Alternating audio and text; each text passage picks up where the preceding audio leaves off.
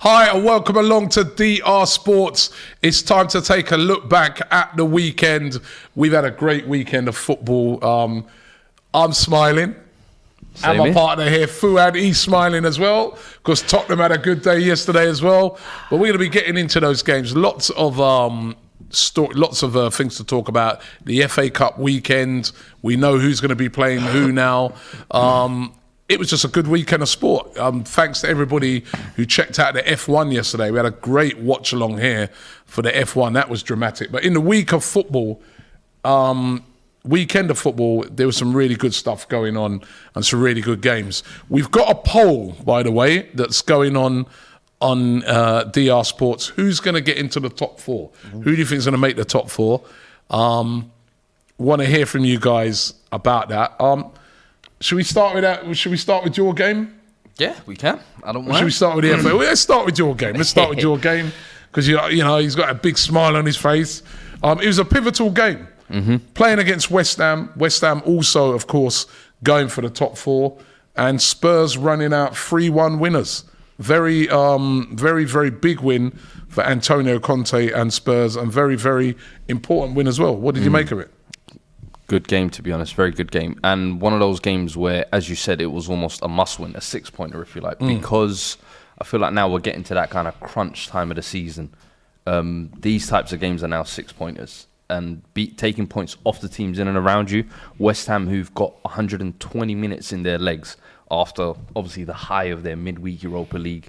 Listen, well done. Caught them at the right time. Well done, yeah, exactly. Caught them at the right time, you lot did. And with our form having been like win-loss, I felt like it was the perfect time to put a stop to that. And the performance and then the result to go with it as well, put the final blow in right at the end. I thought we done really well, honestly. I thought we defended well. West Ham, obviously you could say they were tired after the game, but we handled business as we should. And I think credit to that front line. I've said since Kulusevski's come in, he's been a top player, man. Be it he's given us another dimension in that front line, 100%. Gives a bit of balance. A lot of the time it's been over-reliance on Kane and Son, and them two were brilliant as well yesterday, connecting for two of the goals as well. Like that front three, I've said, as long as they turn up, we have a hope in any game. And listen, West Ham haven't been easy this season for anyone, so that's a big 3 points in my opinion. And Bentancur as well, I think, is going a little bit under the radar. I think because Kulusevski's getting all the goals and the assists, Bentancur bossed that game yesterday, and that was against Souček and Declan Rice, who've been arguably some of the best central midfielders this year. But I thought that, listen, they're knackered, mate. They're knackered. Don't get carried away. Listen. They're all I'm knackered. just saying, give my guys their dues. You know what I mean? We did 6 points in a week. I think it was a good turnaround from after having gotten battered, obviously, United last week here, where the man were enjoying. You know what I mean? We move. No. It was a massive 3 points for you guys, and especially when you consider, like you said, the fact that West Ham are also one of those teams competing for that spot, and now Tottenham just 3 points below Arsenal. Arsenal occupy that fourth spot. Also have a game in hand, and also have to go and play Tottenham at the Tottenham Stadium. That is going to be a huge game. You can see already how the TV companies are dealing with this. They haven't named the date of that game yet. You noticed that? Literally. So I called it 2 months ago. I said, yo, the way this is panning out, as soon as it got cancelled, I said, this has to be at the side of the top four. Right now, they're just weighing it up, seeing how things flow, seeing how things go. As soon as it looks like, all right, that could be the 6-pointer. And I want it that way, to be honest. Winner takes all. A lot on the line. Arsenal have had a good season. You wouldn't be saying that if it was our place. Listen, you wouldn't be saying that if it was at the Emirates. Winner takes all, blah, blah, blah. Listen to him. But it was a massive... Now, you know, people are asking that question because let's talk about Arsenal's performance as well. Arsenal beating Aston Villa 1-0.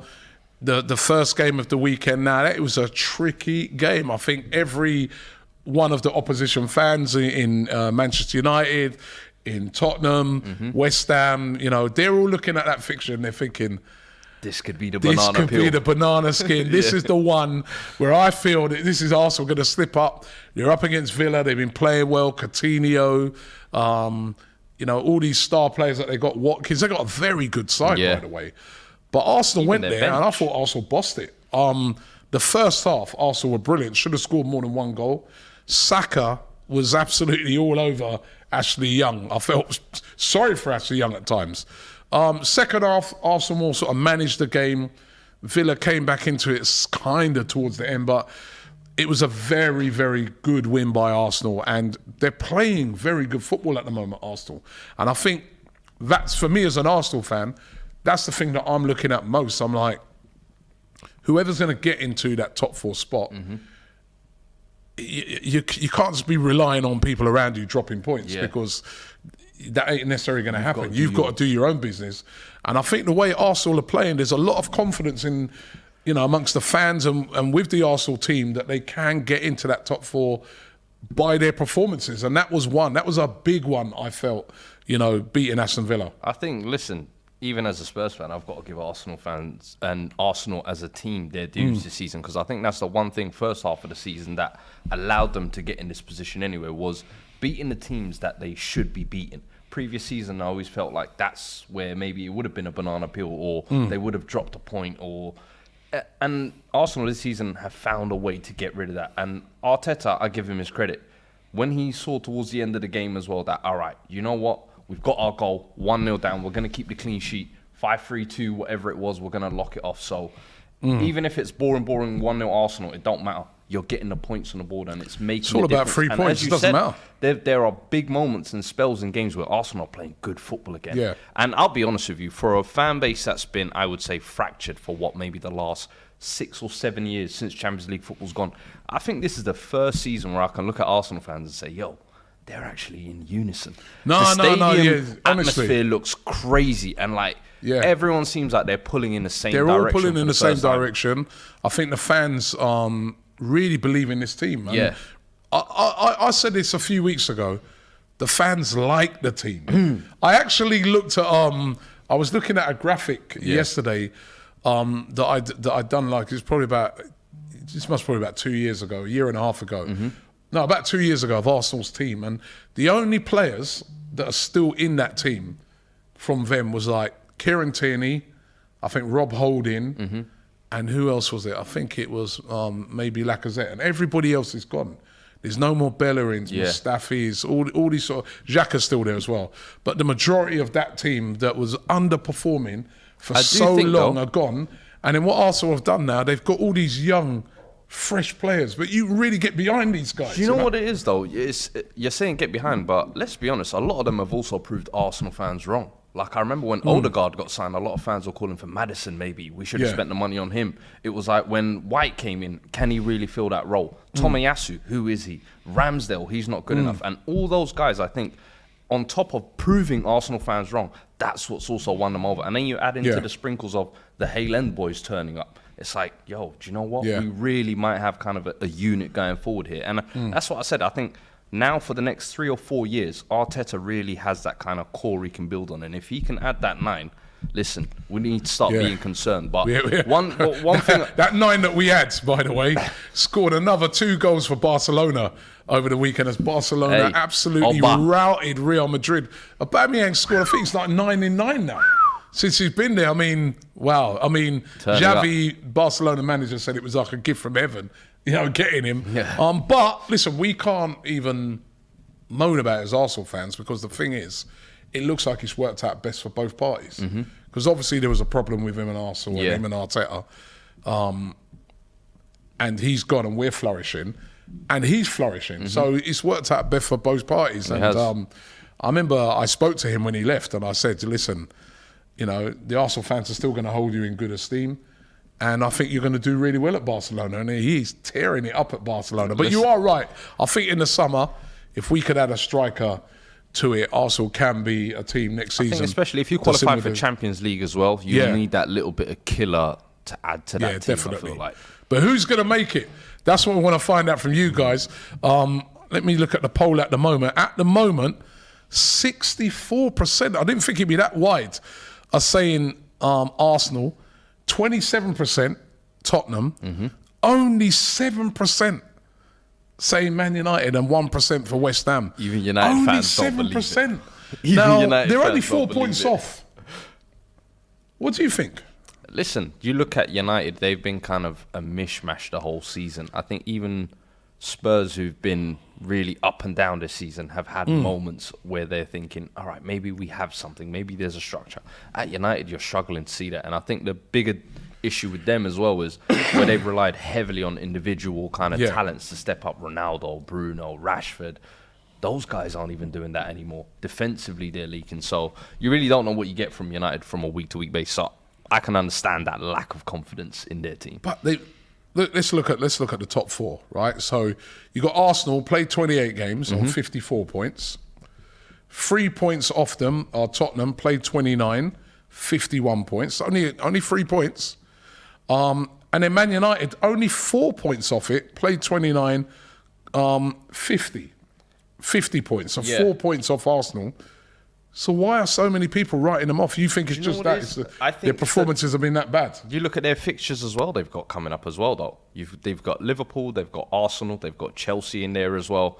They've got Leicester to come as well. I don't know. It's not the easiest running as well. So that on top of them being kind of really lost in the sauce, I can see them missing out on Champions League. And to be honest, I think United need it. United have been in that kind of comfort zone over the last couple of years where their underachievements has always been papered over because they've qualified for the Champions League. I think like Arsenal, like Spurs, sometimes you need to feel that little bit of burn to get that wake-up call. Yeah, and I think United this season really have suffered from the start of the season, let's be honest, thinking they were going to be title contenders to now 7% think they'll make top four. It's a crazy turn. Yeah, I think I still think there's a long way to go. There's still a lot of points to be played for.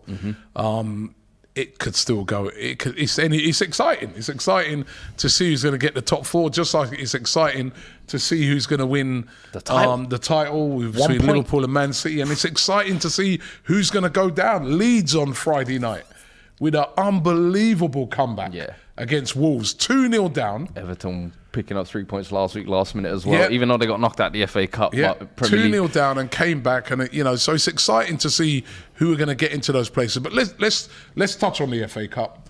FA Cup weekend, quarter-final stages, and there were some exciting games in there. No real shocks though in the results. All the giant killing came to an end at the weekend as the big boys got serious.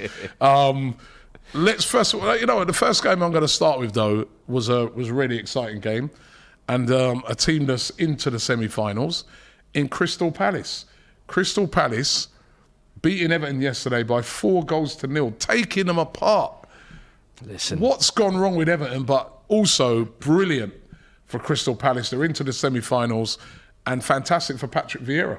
Incredible. Like, I gotta say, I felt his team early in the season when we was here doing the watch along with that 3-0, and you could see kind of the skeleton of what he was trying to build. I think a young squad playing good football. He's brought through, let's be honest, a lot of youngsters this season as well in the summer. There was a whole rebuild over what they've had the previous couple of years of Roy Hodgson.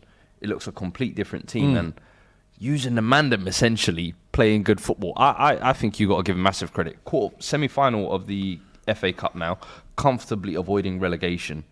Listen, give him his dues. There was a lot, and you're calling it right there, Fuad, right? At the start of the season, there were a lot of people suggesting, maybe Palace could be like an outsider for relegation because they looked at all the experienced players they got rid of. Guys like Andros Townsend, all these guys, they all went. They kept them up every year as well. All these youngsters he's going to rely on. Then they saw the style of football he was playing. It wasn't defensive. He's having a go. Is he going to be able to sustain that? But he's been absolutely brilliant, Patrick Vieira. And you look at even youngsters like Guehi, who at the start of the season people were saying he'd overspent on. Now he's got an England call-up. Michael Olise, 8 million he snagged him from the Championship. Look at the player he's looking at. I think 14 starts. He's got like 8 assists or something like that. It's crazy. But he's got the team playing the right way as well. And I think in an FA Cup quarter-final where Everton, Palace, maybe a year or two ago, you would have thought, Everton will take that 2-0. 4-0. 4-0. Put some respect on it, man. Put 4-0. And, and then remember, with all of those guys, you've got Zaha, they're an exciting team. Eze hasn't even fully been back incorporated into the team as well. Listen, I think Vieira could nicely do a job at Palace for the next 2 or 3 years. And I remember saying, like, start of the season, if Arteta doesn't do well this year, he better watch over his shoulders. I think, listen, Arteta, keep doing what you're doing, but don't rest on your laurels, because Vieira's there breathing. Vieira's doing a fantastic job. If he keeps doing what he's doing. One of the few black managers as well in the league, right? And so he's carrying a lot of weight on his shoulders, even with that as well. And doing a fantastic job. So well done to Vieira. But as this guy here, Petrolis, he says Lampard in the mud. Now, he was very scathing, Frank Lampard, of his team after that result. He was literally, he pulled no punches. He literally said that there's players there that basically what he was saying, they bottled it. And that's scathing, isn't it? I mean, they had such a good victory, in the week, the comeback win with Iwobi beating Newcastle. But that was a horrible... They started the game very well, by the way. Yeah. And then they just capitulated.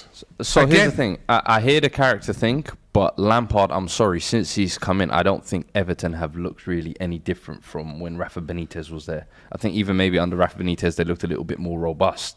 So for me, where's the accountability? That's why I'm asking Lampard. And I remember this at Chelsea. At Chelsea as well, though. I remember when things started to go wrong, he was very quick to start pointing the finger as well.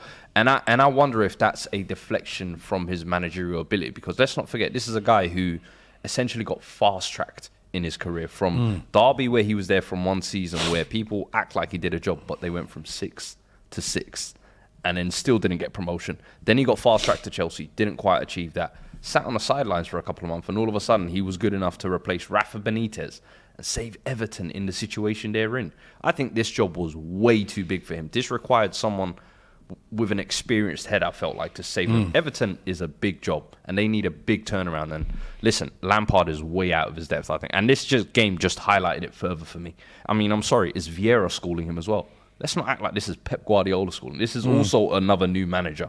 You shouldn't be getting schooled like this. 4-0, and the last 2 visits to the capital for Everton, they've conceded 9 goals and scored none. 5 against your mob. Ugly. 5-0, and then 4-0 in an FA Cup quarter-final. Everton, a massive club. Massive club. I've been there so many times. Don't look at Everton like it's a small club. They're a sleeping giant with their fan base.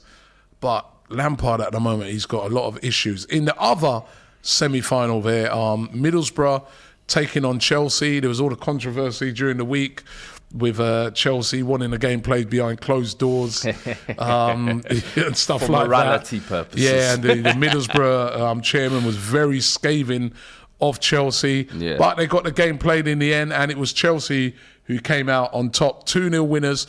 The one thing you got to say is Thomas Tuchel at the moment, despite all the noise that's going on and all the issues that's going on outside the club, he's handling it with a lot of class, and he's getting the job done. He's still rallying the troops. And Middlesbrough, remember, they put out Tottenham, they put out Manchester United.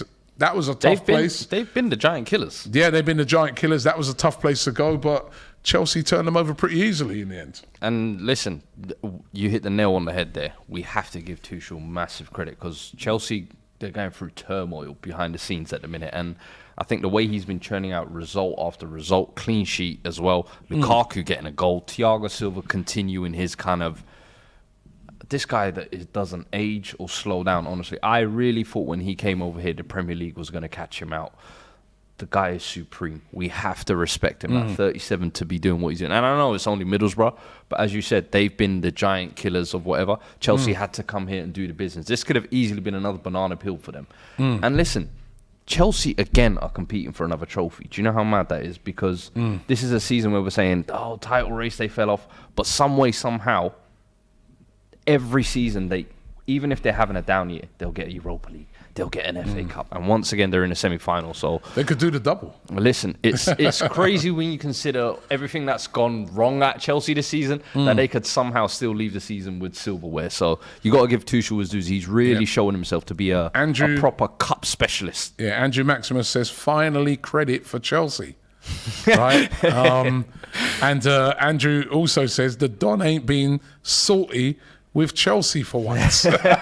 Listen, man, we're giving some dues. No. Listen, all right. Listen, you've got to give credit where credit's due, and the job that he's doing is unbelievable. And as I said, he hasn't made the noise get on top of him. It's not his fault. Thomas Tuchel's done nothing wrong. He's been brought in to manage a set of players, get a job done, and he's doing it. Yeah, and he ain't done nothing wrong, and I think he's handled himself. And then Madrid in the next round as well. That'll be interesting. They've got a chance to do the back-to-back, which I don't think many people would have even thought. You look at the European landscape, I wouldn't say there's that many strong teams in Europe this year, so we'll see how the Champions League goes as well. Yeah, and he still said, though, Chelsea requesting to play behind closed doors was absolutely stupid. Again, that was a decision that was taken above Tuchel. You can imagine Tuchel must have been thinking, what is the matter with it? More drama. Yeah. Also, sadly, Chelsea will be fine. We move, says Mikey, B400. Chelsea doing well, and they're into the semi-final of the FA Cup. However, maybe salty Robbie back again now, right? Will they be able to have fans? That's going to be the interesting thing. Will they be able to have fans at that game? Because, they're going to be playing Crystal Palace, we know now, in the semi-final, a London derby. It's going to be a great game. I'll tell you, that's going to be a really good game. I'm excited to see that one. Yeah.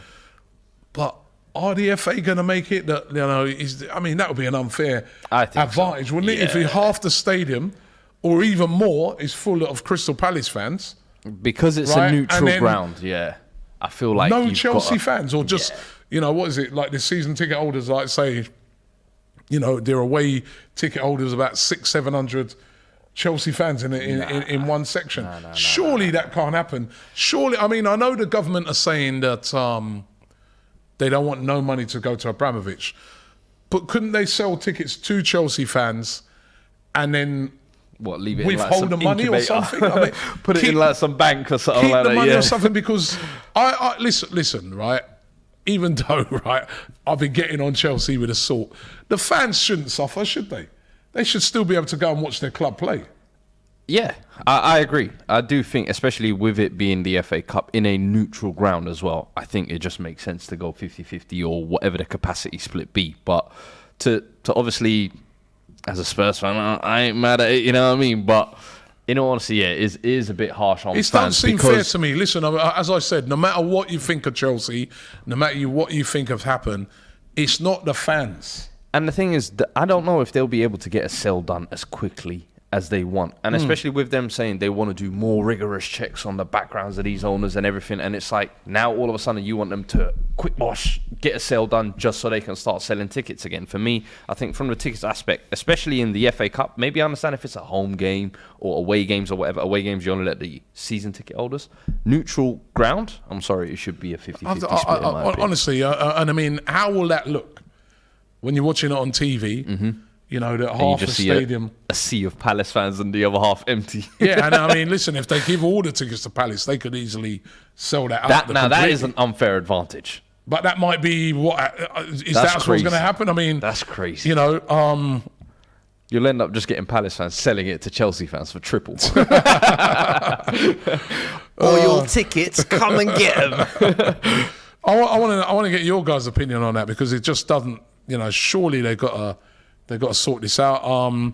Ben here says, just make a separate bank account that has no connection to the hierarchy. It's not difficult.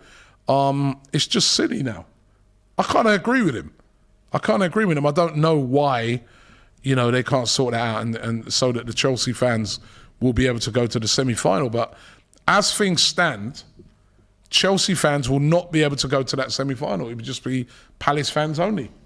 Why are you laughing? Hey, I'm not laughing. I'm just. Listen, I was giving him too much credit, man. We got to throw in a little something. You know what I mean?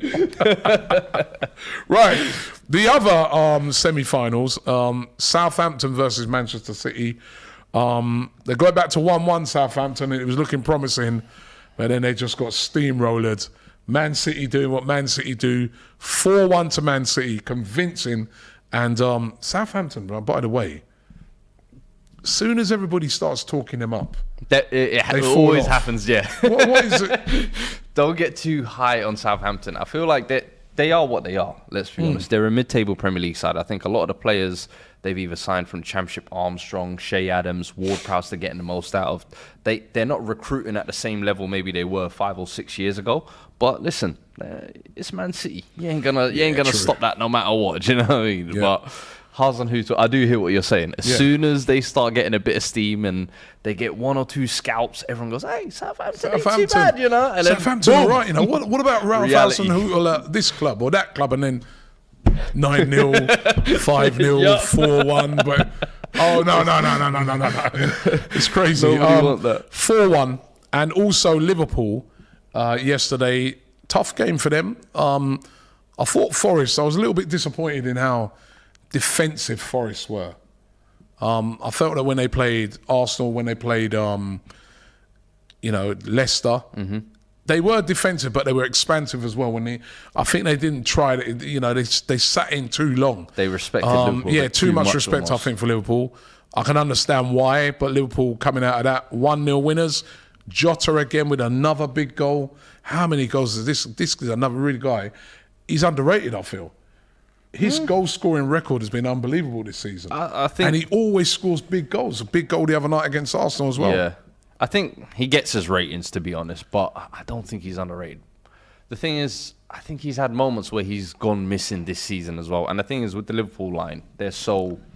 Gone missing. Look at how many goals has he scored? Nearly 20 goals. It's like Son as well at Spurs, where he's got the numbers, but there have been moments when you can look at it and think he's gone missing. And I think his overall gameplay, I've seen Liverpool fans question and say, does he really get involved in a build-up? Because let's remember, he's taking over that role from Firmino, who was the ultimate link man. Who was putting the numbers up, so, and the numbers and that's are there. The thing. The numbers right now are papering over the cracks, but I think over time, people will start looking at his overall game and saying, what else does he bring? What else does he bring? But it has set quality addition. Nicely, right? Because now, the semi-finals of the FA Cup, as I just said, Chelsea versus Crystal Palace, and Man City versus Liverpool. Big one.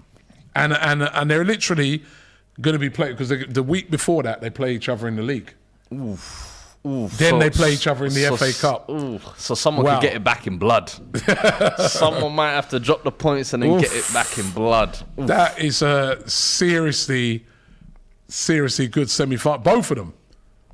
And could they also meet up in the Champions League, if I'm not mistaken? They could do, yeah. They could do as well. They could meet up in the semi-final. This rivalry might be like hitting the crescendo right this season. And it's getting to that point of the season, as Fergie used to say, squeaky bum time. Yeah. We're getting to that now. FA Cup semis, Champions League quarters, only 9 games left in the league, brother. Who's going to win those semi-finals? I want to hear from you guys. Maybe we can get a poll up on that as well. Who wins, Crystal Palace or Chelsea? And also Man City or Liverpool? What are you going for? Palace, Chelsea? Gotta go Chelsea, to be honest. I think I'm going a sneaky Palace. Bro, they've done them twice this season, and I remember there was one of the games where they was awful, and they still somehow did them. Start of the season, I remember Marcus Alonso banging free kicks. I don't know, Chelsea just do this thing in cups. You are and right. Tuchel's you record, are right. I can't question something it, man. About it, man. Vieira. You reckon Vieira's boys? Vieira. You know what? Man. I just got a funny feeling for Palace, man. I would like that. The only thing is that Conor Gallagher wouldn't be able to play, would he? That's a big miss. That's a huge miss, man. Clutch for them. Yeah, maybe I'll have to stick with Chelsea. Yeah. Let reality sink in. Yeah, Chelsea. Chelsea and Man City versus Liverpool. I say whoever loses the league game wins that. I can't. It's splitting hairs there. I'm sorry. Do you know what, right? I can't pick. I go Liverpool. Liverpool win the FA Cup. I think I might go City, because I remember. Yeah, I thought if Chelsea had taken their chances in that League Cup final. It's a great semi. We want to hear from you guys. The poll is up. Who are going to be winning these semi-finals? Crystal Palace or Chelsea, or Manchester City or Liverpool? Right. I want to hear from you guys. Right, and then we'll revisit back before the end of the show. But who is getting into the final? Mark T here with a super chat. He says, by the way, Can I get your thoughts on Arsenal celebrating after winning a game?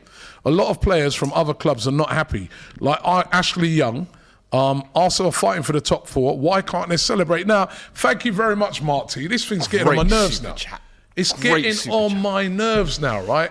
Arsenal, as I said right at the start of the show, they're chasing the top 4. It's a really difficult place to go to. Yeah. It's a team that a lot of fans of the other clubs were looking at and thinking, 12:30 kickoff, away at Villa, Coutinho, tough game. The players know that. They go there, they play brilliantly, win the game, the sun's shining, there's 3,500 Arsenal fans, they're all buzzing.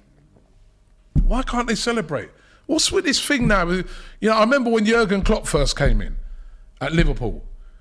They were moaning at him. Oh, why does he keep going over to the fans and say, you know, like how they do in Germany? Yeah. What's wrong with celebrating? Nah, because you know what it is with Arsenal fans? I'm give sorry. me a break. You lot are doing victim FC right now. And I'm sorry. I'm a Spurs fan, and I'm going to tell you from my experience, Robbie. Since your decline of the Invincibles over the last 10 years or so, Arsenal fans have been the pioneers of hating culture. Arsenal fans have been at the forefront of anything Spurs do. Let's say we get top 4 finally after years of not getting it since 1989. Nice trophy. Let's say we go and beat Madrid in the Champions League. You ain't got no trophy. Nice trophy. Every single time you lot would hack it down as, oh, you just won a game. What are you celebrating for? It's not a trophy. And now you're getting the same treatment. You don't like it. And I'm sorry. You just won a game in the Premier League. We're 1 point behind you. Still 9 games to go. No, you're 3 points behind us. No, we're 1 point behind you right now. No. You've got a game in hand that could make you 4 points clear. Sorry, 1 point, yeah. 9 games to go. You see what I'm saying? So you shouldn't be celebrating like it's a World Cup yet.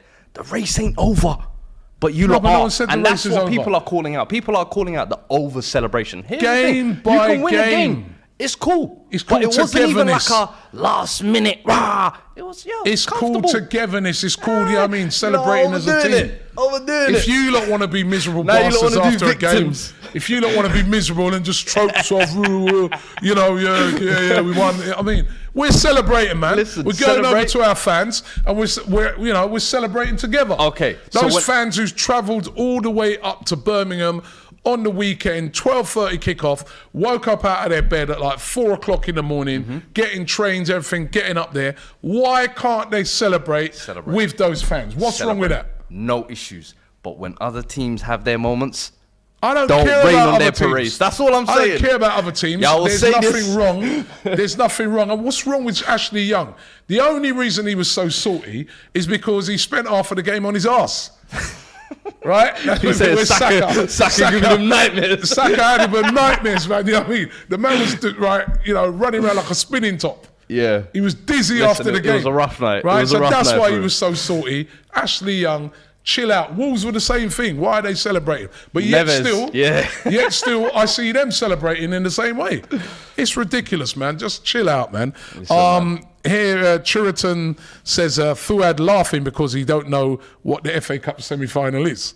So I think he wasn't too happy about you laughing about the Chelsea thing there. Francis says Arsenal 3 points ahead with a game in hand. Yeah, what were you on about? 1 point. Check your details, man. 3 points ahead with a game in hand. Behave yourself.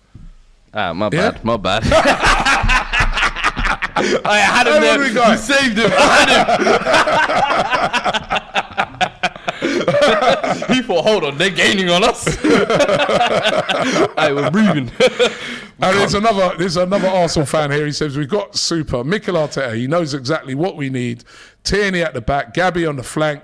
Arsenal on their way to the Champions League. That was a song they were singing. It's too early for that. Too early. Okay. Listen, this is one Arsenal fan I've been saying for weeks. Long way to go, game by game. But when you win one of those games, celebrate. Nothing wrong with it. Yep. Look at the celebrations of yesterday when you beat West Ham. Good. Were you not celebrating? Listen, they were claiming they'd be the European champions, so we were like, hey, now we the European champions. You know what I mean? You know, as in boxing, you lose the title. But he makes a great point there. You know what I mean? I honestly, I don't get it. You know, there's another. Actually, I don't know what you thought of this one. So another talking point that came up out of that game is that Arsenal afterwards when they were speaking to Saka, and Saka was, you know, in his interview, Saka was saying that he wants more protection. He said he's going into games, and which I've noticed, you know what I mean? He's one of these players that gets taken out constantly. In that game, Mings put a really horrible tackle in on him. He got treatment in that game. He gets it in every single game. There are players like that throughout the league that get treatment. But Steven Gerrard came out and sort of said to him, well, listen, get used to it, man. Chill out. Bro. You know, I'm sitting there with, you know, bits of metal in my bolted together. Stop moaning, stop whinging. Get on with it. What did you make of that? I hear Saka. And listen, the technical players will always get it. Hazard, Suarez, all of them throughout the years have got that treatment. And that's what you get as the best players. And I feel like with football now, I'm sorry, we've taken the physicality and defenders' ability to impose themselves out of the game so much that we're favouring the attackers almost too much, I feel like. And Gerrard's right in a sense. Listen, if you're a good player, you're going to get that treatment. You just need to adapt. You need to toughen up. And Saka, let's be honest, he's a young kid. I'm not sure he's fully developed that man body yet. And listen, maybe it's that add a couple of kilos, hit the weight room, 50-50s. And the thing is, when you start complaining about it, guess what? Other Premier League defenders notice this and they start doubling down now. Now they know you don't like this. Guess what? They're going to come twice as hard. But there are certain players that just get hacked to bits. Grealish, when he was at Villa in particular, every time, always getting chopped down. He was on the floor half the time before the leg even touched him. Hansi says Saka is the biggest diver in the Premier League. Hey. Ollie says he doesn't need protection. That's just football. By the way, after Gerrard said that, somebody dug up an interview that he did when he was at Rangers, where he was asking for protection for his players. So a bit of a hypocritical moment for me from Steven Gerrard, you know what I mean? I'm sorry, there are players that get absolute treatment in games, and Saka is one of them. I've noticed it in the games that he's been playing, and I don't think there's nothing wrong with him saying that he wants a bit of protection. But the thing is he wants special treatment, basically. No, he's not asking for special treatment. He's just saying, can I have a bit more protection? I'm a skillful player. I'm trying to do my trade. And because I think if get past a player feels like he can just chop me down. Nah, because if it's a foul, the ref will call it a foul. Essentially, if you're saying that the ref but he's saying they're not calling it a foul. Exactly. So you're saying the ref is not doing his job then? Yes. Nah, I don't believe that. I think the refs have been all right. Listen to Harry Kane. Let's couple chops down. You'll be seeing this guy. You know what I mean? Real talk. All right, maybe they've not in other aspects. They haven't been, but I think from a fouling aspect, I'm sorry. I think attackers get way too much, and for me, that's part and parcel of being a top player. If you're a good player, you're going to be targeted. Vettel says Saka is very physical, and he is. He's a very physical player. He is, and he's a very strong player. So I'm surprised he's but he does get targeted. We don't want to, players like him, players like Foden, these guys. They get treatment. I've seen it. Foden's fragile, man. You know what I mean? Saka's. Mikey B400 says, "Get out, Fuad. He gets triple teamed every game." Listen, good players get triple teamed. That's what happens. Give it off. Robbie is rattle says champions of the world. This is what Jack Wilshere used to do as well. Like a lot of the times he would wait for the last minute for the contact to happen before he pops the ball. Don't wait for that, man. Grealish should get treatment. No. Grealish gets hacked to bits, man. Who, Grealish? Grealish is a big diver, man. But I meant Wilshere in the sense of like, that's how he used to pick up a lot of injuries, I felt like. He was a great technical player, but he would always wait for the last second to give the ball off, gets clattered. Saka, maybe you're holding the ball on too long, big man. Release it. Matthew Kenny says, if it was just a hard tackle, they're kicking him. Jay says, as a Spurs fan, can't wait for the inevitable collapse of Arsenal. Arteta is a bang average manager and you'll be found out soon with your fixtures. Well, did you have that ready to have for today? Because Aston Villa was a hard fixture. And I'm telling you, Arsenal are not, I don't know about inevitable collapse. Let me see. Because Arsenal have been playing very well this season. Arsenal fixtures. You keep looking at fixtures. I'm just curious to see what's coming up for you lot. So Sterling is a big diver, says Mukhtar. Another player who always gets a lot of treatment. Yeah. Raheem Sterling. These skillful players. He doesn't get special treatment. He deals with the game. No, I'm saying he gets hacked down. He don't get what I'm saying is take Saka out of it for a minute. What I'm saying is this. There's some of these really skillful players, right? There are players that will just say, oh, you know what? He's getting away from me. I'm going to chop him down. Robbie, honest question here. Would you say the game physically has gone down from where it was 10 years ago? Yes, it's less physical. Less physical, right? Why is that? I think to favour the attackers, no, right? I think they're not as fouled don't as you want to much. see more attacking football? You are never allowed to see a 50-50 shoulder barge anymore in football. Why? Because it's seen as a foul on the attacker. And now we're saying basically you can't commit any kind of contact with the attacker because, hey, he's getting kicked every week. Nah, bro. It's part and parcel of the game. Get with it or adapt. Survive or drown. Listen, Samuel says Gerrard will manage Saka at Liverpool in a few years' time. Klopp will buy him before he leaves. I don't think so. He ain't going nowhere. Right? Listen, when's that deal finish? Don't worry, man. The deal is fine. What do you guys think? Do you guys think that these players are whinging too much, and that because I don't know, man. So, I see where Saka's coming from. I see it at Spurs as well. I see Son go down easily. I see Kane go down easily. And there's times when I'm like, brother, come on, man, have some shit. Yeah. You're a 6'2" athlete. I understand that when they go down easily. Like, give it. But what about when a player is that skillful that a defender thinks, right, the only way I'm getting him is just by hacking him down, which is fine. But then when you do that now, want to see some yellow cards and things like that. Listen, we got VAR in the game. If the referee's not picking it up and VAR's not picking it up, listen, you're moaning about something that's not there, in my opinion. Oh, look at this guy. All right, FA Cup semi-final. The poll is in. At the moment, 60% of you are saying Chelsea will win that game. 40% of you going for Palace. Right? Remember, we'll still want it on the other side now. Man City versus Liverpool. Who is going to win that semi-final? Man City versus Liverpool. Who wins that semi-final? Want to hear from you guys right now. Who did you go for?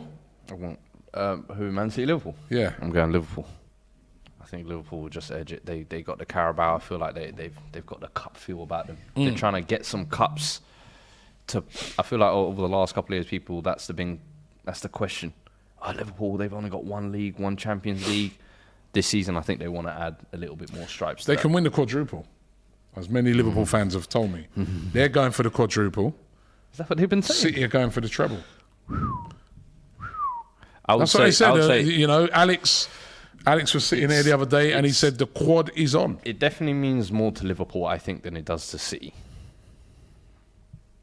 So I would go for the Liverpool win. Well, City, they definitely need to win. City need to maintain, Champions League and maintaining their title, because they cannot have let that kind of gap slip. That will be looked back on, not very good. Liverpool, I think that if they leave the season, I don't know, second place, FA Cup, Carabao, Champions League, we'll see how that goes. It's not the end of the world. They've still got some cups in there. What did you make of the news that's come out today that referee Mike Dean is retiring at the end of the season? Praise the Lord. Praise the Lord. He's always been all right. I thought he was a Tottenham fan. Listen. There's that famous video of him celebrating after Tottenham scored a goal. Remember when he's going like that? He wanted to join in with the celebrations. You're going to miss out on about 9 points a season. Listen, he's just one of those, that era of refs I just feel like was yesteryear. And the thing is, I don't feel like the new breed coming through are really that much better than Michael Oliver's and the Paul Tierney's of the world. But yeah, I'm glad to see the back end of Mike Dean. And to be honest, we were saying before the show as well, I actually think he'll make a great BT Sport pundit. He's got the personality about him to not be a ref. So I think, retire in the game, go do something. On TV or somewhere. Listen, we don't need you on that pitch no more, bro. Trust me. I'd love to hear him on TV explaining some of the poor decisions that he's made. Does that. Yeah, good riddance says username. That's a bit harsh. But It's Tobe says no, he's my favourite. Grizzly says thank God. Referees, it is a tough job, isn't it? It's a thankless job, 100%. Listen, no matter what you do, you're screwing over someone at the end of the day. Do you know what I mean? With the decisions you give, but. Listen, you signed up for it. You get paid for it. That's what you do. Bloody hell, there's no remember, sympathy. This is what these men do in their spare time as well. They'll do their 9 to 5 jobs and then come ref on the weekend. No, not now. These are professional now. They're professional guys now.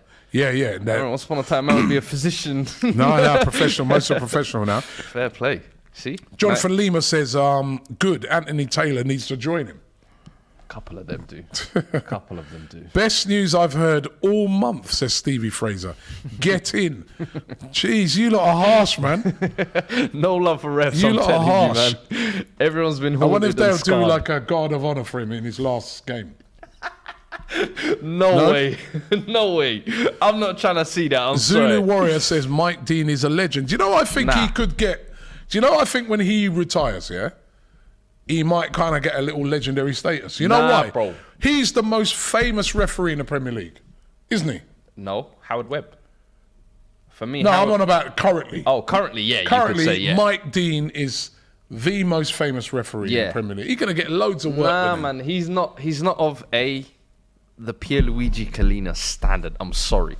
When you're a ref who got himself on the front cover of a video game, there's levels and brackets to this, man. Listen, I'm glad to see the back of him, but he should not get legendary status as a ref. He was an awful ref. Clupid Bluropi says, I'd have Mike Dean as a pundit ref over Dermot Gallagher.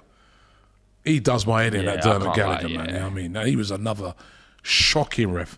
Mike Dean is a celebrity ref, says HM. Yeah, I agree with that. He's the Tranmere video clip where he's going nuts in the listen, man. Fan. He's got too many I think compilation he just did that moments to like deflect that. from the fact that he's a Tottenham fan. I'm sure he is. Stop that! Stop that! We're not having that. Zulu Warrior says refereeing is a tough job if you're useless.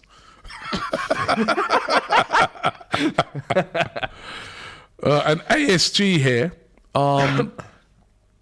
ASG here says that he's a Liverpool fan. He says quadruple incoming. A lot of Liverpool fans do think they can win the quadruple. I didn't even think they were thinking that, but that is interesting. They the are confidence is sky high. Fair enough. Fair enough. I just hope those same voices will be there if things don't pan out the same way. Indigo Guna says we have the worst refs in the world. Agree. In Europe, I would say for sure. I think when I watch other leagues, I don't see as many glaring issues and mistakes. Another Liverpool fan here, he's calling it Jurgen Quad. So I'm telling you. Hey, don't do this, please. This is a big thing amongst Liverpool fans. They truly believe. I don't mind They them, truly believe that they think they're going to win the quadruple. Yo, you lot are stacking the chips League crazy. Cup, FA Cup. So let's have to analyse it. They've already won the League Cup. It's in the bag. In the league, point behind FA City. Cup, I'm just saying, don't sleep Point on behind Chelsea. City. City still got to go to Liverpool. Yeah. Chance. FA Cup, City in the semi-final. Chelsea potentially in the final. And in the Champions League, Benfica next. Then City in the semi-final probably. And then maybe Chelsea in the final of that as well. Or Madrid. Yeah, aiming high. Listen, I hope you guys do what you're playing for. If I was a Liverpool fan, I'd be keeping it quiet. Trust. All this Jurgen Quad and things like that. I'd be keeping it quiet. But Jurgen Quad. Oh man, wait till I tweet that out later. Jurgen Quad, man. They're Andrew Maximus says Liverpool fans are deluded as usual. Pipe down. Fair enough. It must be a City And fan. champions of the world, who's obviously a Chelsea fan, he says Loserpool are luck merchants, no talent, not a real team in my opinion. Oof. A Chelsea fan saying they're not a real team. Easy now. You're on dangerous ground there. Easy Liverpool fans are copying Ty at this point, says Jonathan Lima. Oh, boy. Replace Dean with VAR. Crazy ref from the AFCON. Remember that referee in the AFCON? What, He 86 blew up minutes early. and then blew up 89 He blew minutes. up early. End the game. Although there were some good referees in the AFCON. Nah, there was. Yeah. Actually, up until I remember that moment, I remember even tweeting out like 10 minutes before that happened, yo, the refereeing standard's been really good at the AFCON. Then that happened and I went, yeah, I got to go back and delete that, man. Blaze A says Chelsea's supposed to be scared of Real Madrid. Crack fans, of course. Real Madrid, they're losing 4-0 yesterday to Barcelona. And Ancelotti playing Modric in the false nine. yeah, no Benzema, of course. Interesting. And 2 goals for Pierre-Emerick Aubameyang, who's absolutely on fire at the moment. Really is on fire. Siam says Chelsea fans are still butthurt. Looks like they got touched badly by Liverpool. Will get touched by City as well in the Champions League. Big smoke. And Mukhtar said Chelsea fans lost their plot as soon as their owner left. That Chelsea fans really wound the Liverpool fans up. Bro. They're not happy with him at all. They're not trying to hear that Jurgen Klopp talk. Yeah. Isaiah is another Chelsea fan. He says Real Madrid without Benzema are under a heavier sanction than Chelsea. That's a shout. I can't lie. That's a shout. Because he is a but next big one player. says Real Madrid will be back. Massive game that was at the weekend, and as I said, to get dumped out by your rivals like that, wow. We've got the result of the other poll, by the way. Who do you think won it? Liverpool. No, because I voted Liverpool. 52% of people have voted for Man City to win. So you guys fancy? It's a tight one. It's a tight one. It is a tight one. Very, very tight. Hard to separate the two. By the way, there was one other game yesterday. Leicester beating Brentford by 2-1. Who's going down? Because that's a little bit of a setback for Brentford. Let me just look at the table again. Brentford now played 30 games, right? They have 30 points. Now, the others might be looking at it and thinking, like particularly Burnley. Yeah. They've got 3 games in hand. Win all 3 of those games. They've caught them up. But you'd want to be in Brentford's position at the moment, innit? You'd want to be in Brentford's position, but I weirdly just have a feeling Burnley are just going to somehow claw their way back out. Who's going down I'm then? looking at Leeds and Everton, and the alarm bells are ringing. But that was a massive win for Leeds. It was for Leeds, but I'm 2-0 still not down. convinced. They're still defensively... But they've opened up a gap now. They've opened up a 7-point gap on Watford. I mean, let's just remind everybody of the table. 34 rock points bottom now, yeah. are Norwich on 17 points, paid 29. They're gone. They're not going to make it up. Burnley played 27, 21 points, but only 27 games. They've got 2 to 3 games in hand on all the teams above them. Watford played 29 on 22 points. Everton played 27 on 25 points. 3 games. Leeds played 30, but on 29 points. And Brentford played 30 on 30 points. Newcastle, I think, are safe on 31 points at the moment. But I think Leeds can get dragged into this. they could, man. But the team that are in danger are Everton. Yeah. Let's take a look at I just want to have a look at Watford's Watford's the team there. So Watford's their next few games, they got Liverpool away. Oh bloody hell! But then they got Leeds at home, winnable. Brentford at home, winnable. But then City away. Then after that, at the end of April, Burnley at home. So I think they can write off those 2 big boys. They've got all the teams in and around them. If they can win, and all the teams in and around them, they've got them at home. They've got Leeds at home, they've got Brentford at home, they've got Burnley at home. Yeah. Right? So, but now let's look at Everton, right? This is their games throughout the month of April. So Everton, I've got West Ham away. Oh boy. They've got Burnley away. Manchester United at home. Yep. And Leicester at home. And then at the end of the month, Liverpool, who they never beat. And then how did they start May? Chelsea. They start May, Chelsea at home, Leicester away, Brentford at home, and last game of the season, if they need anything, they've got to go away to the Emirates, to Arsenal, who may need a win to get into the Champions League or Europa League or whatever.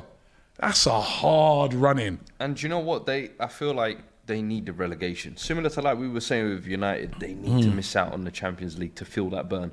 Everton have never been relegated. I feel like in the Premier League, you could argue that they've been the most mismanaged club over the last 5 or 6 years. With the amount that they've spent, I think their net spent is the highest in Europe. Shocking, isn't it? It's ridiculous when you think of what they've done and the players that they've got. Crazy amounts that they've spent on average players, let's be honest. They need to feel this burn. I feel like they have to suffer relegation, reset, flog a lot of the guys. But you know what? They're the sort of team, right? They're the sort of team that, if they did suffer relegation, their wage bill is crazy. If they did suffer relegation, I could see them possibly being another Leeds, where they're down for a long time. You know what I mean? I think, you know, it'd be very damaging at Everton. But by the way, let's take a look at. I'm still on Everton. I wanted to look at Burnley's running to see if Burnley could possibly get out of it. We know Sean Dyche is he's a fighter. This is their next set of games. Man City at home. Forget that. But then they've got Everton at home, Norwich away, West Ham away, Southampton at home, Wolves at home, and then Watford away. Those are games there that you could see Burnley sneaking wins. Don't write Burnley off, man. Burnley are just one of those teams. I just feel like they're inevitable. You want them relegated every year, but they're just like, no, we stay in. We're that bad smell in the corner. We ain't going nowhere. Leeds games in April. Southampton at home, winnable. Watford away, winnable. Palace away, tough, but winnable. And Leeds play Man City at home. Don't expect to get nothing out of that. Arsenal as well. And then in their finish off in May, they got Arsenal away, tough. Brighton at home and Brentford away. I think and Leeds will be all right. Chelsea to be scheduled in as well. Yeah, they're going to be all right. They're going to be all right. I hope not. So who's going down? I think Everton, for me, will be the favourites to go down, to be honest. I think. So who's your three? Norwich, Yep. Watford, Everton. Jeez, if I think Everton Leeds goes will down. do like a final day, last couple of games survival thing. Wow. Even though I don't want them to. ASG with a super chat. He says the quad. I know it's surprising to Fuad, but he isn't used to being this confident about his team. Also, we love Jota, by the way. And Robbie, the F1 watch along was awesome. Thank you very much. It was a brilliant watch along. You're not used to it, mate. That's why you see when the man's talking let me about tell you the quad, something. Ain't no one used to quad talk because no one's done it.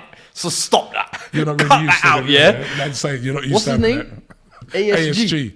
I'm coming back for you. Don't worry. I got your app now. Say less. I found you.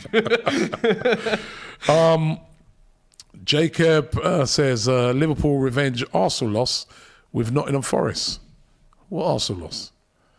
Oh, we lost to Forest, yeah. But where's it revenge? What, you work for us now? Do your own thing, man. Do your own thing. Don't worry about beat us. You up midweek. Don't worry about us with the get FA your Cup. Saw you on the weekend. We won the FA Cup the most times. You know what I mean? Behave, right, when it comes to the FA Cup. And I'm going to do a couple more here. Thank you very much. You know, we've been getting so many super chats coming in. Was lost, but now I'm found. He says, Angel Lampard getting Everton to win cups next season. What cups? I the don't know what LDV cups vans. The St. John's Paints Trophy. oh my words. Oh my words. And Yasuke says Conte is the Italian Bielsa. Conte finally finding his feet now? Hey, Conte's always been finding his feet. He's been slowly building towards something. I just feel like a lot of the players have been letting him down with individual errors. But you think now he's really, he's getting his message across? And yeah, I think you see, as I said on the stoppage as well on the weekend, like goals against every win we're getting, they're big wins. And I'm seeing like good moments of actual build-up play. Defense is actually looking solid at times when it's not imploding in on itself. I said the quality and the inconsistencies at the back is what's costing this team, and I think he's having to overcompensate for that, which was hurting our attack. But now with Kulusevski, the front three, brother, Conte, listen, just wait till the summer. Will you be celebrated? I don't know. I don't feel confident about that. No, like celebrating it. Listen, I said start the season we won't get top 4. I've been saying all season we won't get top 4. If we get top 6, it's still an improvement. I just don't think it will be ideal in Conte's eyes. Because he'll want top 4 so we can get that pull in the transfer window. Okay, listen, we come to the end of the show today. Let me just round it up. The results from yesterday, Nottingham Forest losing 1-0 to Liverpool. Middlesbrough lost 2-0 against Chelsea. Palace beat Everton 4-0. And Man City put 4 past Southampton to win 4-1. The semi-finals of the FA Cup are confirmed. Chelsea will play Crystal Palace. Will there be fans there or not? We'll have to wait and see. And Man City will play Liverpool. And one of the other big talking points of the weekend is that Mike Dean is retiring. He's starting up a GoFundMe page we're going to start a GoFundMe page here to buy him some flowers, right, and buy him a present when a leaving present. I think we'll do that over on him at the stadium when he's leaving. We do that over on AFTV. We'll a GoFundMe page to buy him a present when he leaves. Listen, thank you very, very much for watching the show today. Don't forget to subscribe to DR Sports. We had a brilliant F1 show yesterday. Make sure you go back and do a little recap on that. Also, like this video. Fuad, where can they find you? At Fuad Kanani on all social platforms, at Stoppage Time TV as well. All right, and don't forget, we've got a couple of great watch-alongs coming up this week. The England game, we're going to be doing that. We've got the Portugal versus Turkey game. With Turkish on that. He's a bag of nerves already. You would have remembered him from the Euros, absolutely losing it when Turkey was under. But can Turkey beat Portugal? That was Ronaldo there. Could be out of the World Cup. Listen. Right, so World Cup qualifier. And then on Friday, a huge game here on DR Sports and a huge watch-along that's going to be filmed with, a lot of anxiety, I can tell you. Ghana versus Nigeria. The first of the 2 legs, the 2-leg playoff. Kelechi, Belgium, they're all going to be airtight. Who's going to get knocked out? Who's going through? I can't wait for that. Crazy. Ghana versus Nigeria on Friday night. You do not want to miss that. Thanks for watching the show today, and we'll see you back for those watch-alongs.